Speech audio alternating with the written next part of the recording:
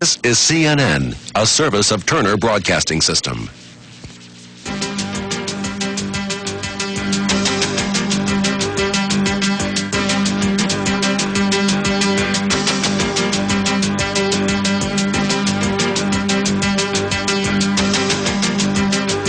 Hello, this is a CNN special, The Year in Review. I'm Lynn Russell. I'm Bob Kane. In the next 60 minutes, we'll look back at the top stories and newsmakers of 1986. We begin with the Challenger shuttle disaster, the worst accident in the history of space exploration. Good morning. This is Shuttle Launch Control. The morning of January 28th seemed routine. Here we see the 51L crew enjoying breakfast. Mission Specialist Ellison Onizuka sitting beside teacher and space participant Krista McAuliffe. Commander Dick Scobie sitting beside pilot Mike Smith in front of the traditional cake featuring Halley's Comet and an apple for the teacher. Judy Resnick on the left, mission specialist, along with Ron McNair and payload specialist Greg Jarvis. After the traditional pre-launch breakfast, the shuttle crew walked confidently out to board the Challenger. Big smiles today. They suited up. The temperature is about 24 degrees on the pad. And then the countdown to tragedy. T-minus 10, 9, 8, 7, 6. We have main engine start. 4, 3, 2, 1, and liftoff. Liftoff of the 25th Space Shuttle mission, and it has cleared the tower. Control program. Roger, roll, Challenger.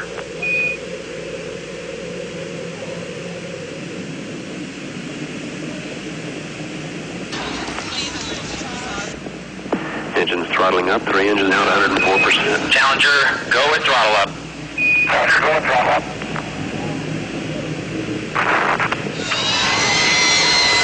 Minute 15 seconds. Velocity 29 nautical miles. Downrange distance 7 nautical miles.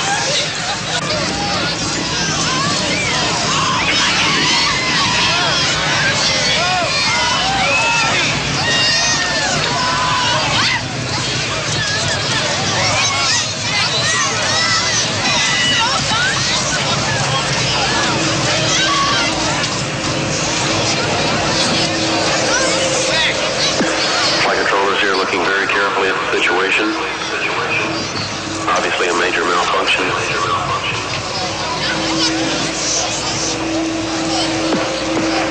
We have no downlink.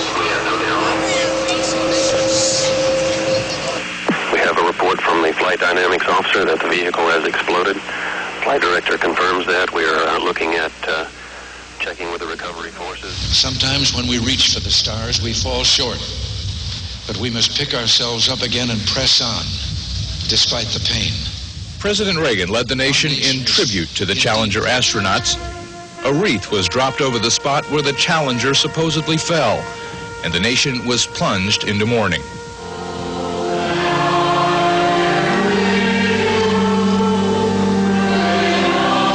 Seven towns paid their last respects to 7 astronauts. But they weren't able to bury them until more than 3 months later, when the astronauts' bodies were finally recovered from the sea and identified. In the long investigation that followed the accident, the Presidential Commission uncovered a disturbing fact about how the astronauts died. A close examination of photographs and tapes showed the crew probably survived the initial explosion. The last recorded voice was pilot Michael Smith saying, "Uh-oh."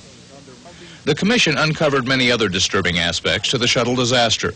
The rocket manufacturers, for example, had tried to warn NASA about a problem with booster seals. In fact, I made the direct statement that if anything happened to this launch, told them I sure wouldn't want to be the person that had to stand in front of a board of inquiry. It was only then that the public realized that the morning of January 28th was far from routine. Freezing temperatures had iced the launch pad. The O-ring seals holding the booster rockets together were defective. But worst of all, NASA apparently ignored all the warnings and decided to launch anyway. And an argument is always given that last time it worked. It's a kind of Russian roulette. NASA was in shambles. One by one, the officials who had presided over the Challenger accident were replaced. But the space program ran into technical difficulties as well, cursed with a series of launch failures. First, the Titan rocket, then the Delta.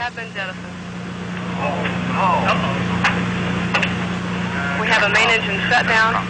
Commercial concerns began looking to Europe, Japan, even China for alternative launch facilities. But the military had not lost interest in the shuttle. When the new shuttle launch schedule was unveiled in October, more than 40% of it was committed to Pentagon. Some non-military plans are still on the drawing board, like this space station, to be completed in less than 10 years. It's expensive, it's ambitious, but it's part of a loftier goal, the exploration of space. The future does belong to the faint-hearted. It belongs to the brave. The Challenger crew was pulling us into the future, and we'll continue to follow them. For the Year in Review, I'm Tom Mintier. In April, another terrifying technological accident, this one in the Soviet Union. An explosion and fire at a nuclear power plant near Kiev devastated the immediate area and sent radioactive clouds drifting halfway around the world. There was something ominous in the wind, and the first warning signs appeared in Sweden. Up to 5 times the normal level of radioactivity was detected over Scandinavia, carried there by winds from the Soviet Ukraine. Sweden and other countries asked Moscow what was going on and didn't get an answer for 6 hours. Finally, Radio Moscow admitted there had been a mishap at the Soviet Union's Chernobyl nuclear power plant. But there was no cause for alarm. In a terse statement, Moscow conceded that a reactor had been damaged and a few people injured, but insisted the government had the situation under control. Through satellite photos and other sources, the Western world soon realized the accident was far more serious than the Soviets were admitting. We know that a major accident occurred at the Chernobyl nuclear facility. We know that that major accident resulted in an explosion and major damage to Unit 4 at that facility. We know that a fire occurred, and then we have a continuing fire at that facility. Within days, it was clear, and Moscow finally admitted, that the worst disaster in more than 30 years of nuclear power had occurred at Chernobyl, about 80 miles north of Kiev. The Soviets originally reported 2 people had died, but the toll climbed rapidly to more than 30. Hundreds were hospitalized with radiation illnesses. More than 130,000 people were evacuated from the area. Plant workers labored to seal off the burning reactor before it could poison the water, the soil, and the air for hundreds of miles around. As the extent of the disaster dawned on Kremlin leaders, lines of communication to other nations opened up as never before. The Soviets showed pictures, held press conferences, invited foreign correspondents to the scene, called in nuclear experts from the United States and other countries. The fallout over other countries set off Geiger counters all around the world, even in the United States. The fallout was real, although it didn't amount to a serious danger outside the Ukraine, but it heated up the debate everywhere on whether nuclear power plants are worth the risk. The Soviet meltdown has made us ask this question: can it happen here? Although the Chernobyl disaster understandably generates concerns about the safety of nuclear reactors, I want to state at the outset that we are confident in the safety systems and the operating procedures that DOE reactors have and have served us in the past and will continue to serve us extremely well. After desperate efforts, the Soviets finally sealed the damaged reactor permanently in concrete. 4 months later, in an unusually frank and detailed report, they blamed the disaster on gross human error. Promising safer operation in the future, they repaired the damaged plant and began restarting the reactors that had been shut down during the crisis. They built new homes for the people returning to the area, but permanent damage had been done. The region around the Chernobyl plant will continue to be dangerous for years to come. Great tracts of farmland are useless, complicating the Soviet Union's persistent agricultural production problem. Over the next 70 years, up to 40,000 people in the Soviet Union may die of cancer as a result of the Chernobyl accident. Some Western experts say the Soviets continue to rely on obsolete and unsafe equipment at all their nuclear plants.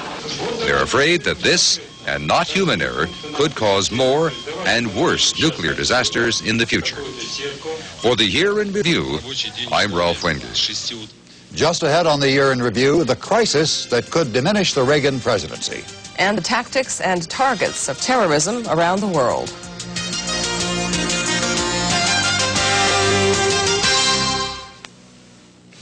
For President Reagan, a year that began with success and high hopes for the future is ending on a tarnished note.